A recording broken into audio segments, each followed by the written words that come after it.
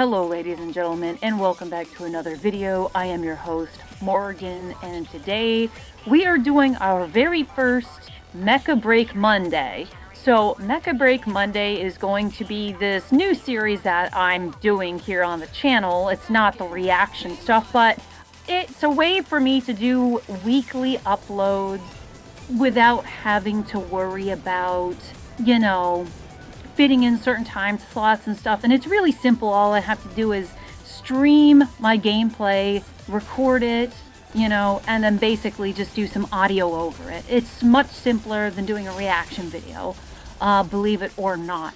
But anyways, I figured it'd be more fun too, so I could have like two kinds of content on my channel, doing some video game stuff with Mechabreak, and then of course my reaction stuff. But basically, we're going to be breaking down my performance and kind of how Mechabreak's been going for me, bugs, things that I've noticed when it comes to the different mechs and the changes that they've made. And that is ultimately going to be what this series or little segment includes. So without further ado, let's kind of get into what I've noticed so far with the mech situation as soon as I hit Diamond. So once I hit Diamond in terms of the ranking system, so basically how Mechabreak does their ranked mode is you have, I believe it's like from bronze to indestructible. I think there's like 7 or 8 different ranks, and I'm in Diamond. So essentially that would be like rank 5, right? It's when you're starting to get into the more upper echelon of players. And ever since I hit Diamond, I've noticed that the skill gap is insanely unbalanced. If I'm on the winning team, normally everybody on the team is anywhere from a 7 to a 10 plus in terms of rating, right? Or I would even argue in the 8s. And then the whole other team would be like 6s and that's like in the high range to like 3s and 4s. So people don't do very well, right, on the losing team. And I've noticed this as being someone on the winning and the losing team. You might even see it in the post gameplay stuff in the background. And all the teams are lopsided, 100%. Stellaris is an absolute menace. If you are playing as Falcon or Sky Raider, you're going to have a terrible time against any Stellaris player. Now, if you are playing a Sky Raider, you do have a little bit of, a way to get out of it with your flare EMP grenades. However, if you are playing as a Falcon, you don't. You have your recon set, which helps you, find him and decloak him. But it's not as valuable, especially when he can just grapple onto you and stuff. So it's really hard to defend against it. Like, Welkin used to be a big issue for flying mechs, but now it's Stellaris. So it's really interesting to me how the melee, mechs are more of an issue for the flying mechs than ground mechs. So that is something to definitely be aware of once you start to get into those higher ranked divisions. So one thing that was listed in the patch notes is that apparently the Tricera has like a decreased time when it comes to, I guess, like the shields and stuff. And then I guess like you have to exit the turret mode to reload, which personally I have not seen that take place. Either that or they slowed it down. But they were talking about that. They also decreased Welkin's, like his little box force field that he can trap you in. So they have made some changes to the mechs and the gameplay. And Welkin, like I said, is not as much of a problem as he was prior to, Stellaris coming into play, which I think will probably be the next mech that they tweak if they get enough complaints from any flying mech, that is. But I have played around with quite a few of the mechs at this point. I think the flying mechs are by far the best, in my opinion, especially if you're playing Mashmock. And I've been playing Mashmock with someone who is like, I think he's in like the general rank division when it comes to Verge, which for those of you that don't know, it would be like Crimson in Call of Duty. Like it's the red ruby looking rank in terms of color and stuff. And he's really good, but he's playing a lot of Mashmock and stuff now that he's like really high up there, which I can't blame him. After being in Diamond just for a little bit that I have been, I'm like, I feel like I'm outclassed. I feel like if I go any higher ranked, I'm just going to get deadlocked, right?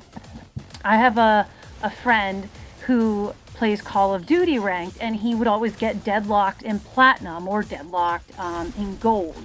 So when it comes to Mechabreak, like I'm I would say, slightly above average player as Falcon. However, I'm not really that good when you compare me to a lot of other players. Now, granted, I don't have the time to put into this game like some other people. Same thing with not podcasting, VTubing. I've listened to a lot of podcasts and it was on the mind, sorry. But when it comes to VTubing, it's the same thing. I don't have all the time in the world to do it.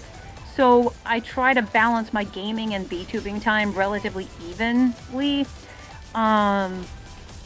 But yeah, once you get to those higher ranked divisions and you start playing with people that have put a lot more time into the game than you're going to notice how much harder it is. So the next thing that I want to cover is we kind of are like, I guess, mid-season 0 or something. But they've added in like a new premium mech and stuff. So I want to talk a little bit about that. Funny enough, the premium character for this season or half season, I don't know really how they make this work. It's kind of weird, but it is of course Stellaris. And I've noticed this pattern that Falcon was the premium character and mech for the last pack that they had, and Falcon's a very good character and a S tier mech for sure. And now Stellaris is the main pack. And because they took Falcon out after a certain amount of time, and now Stellaris is one of the top mechs.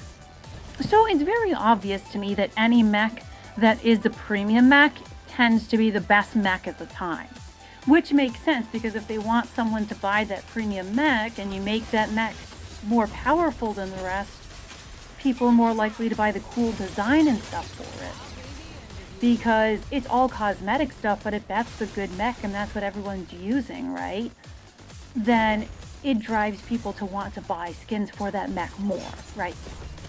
So that is something that I've noticed. And it was one of my critiques in my review, how pricey those things are, even though you can pretty much buy everything in it, I think, separately without the whole pack. At least the accessories you can.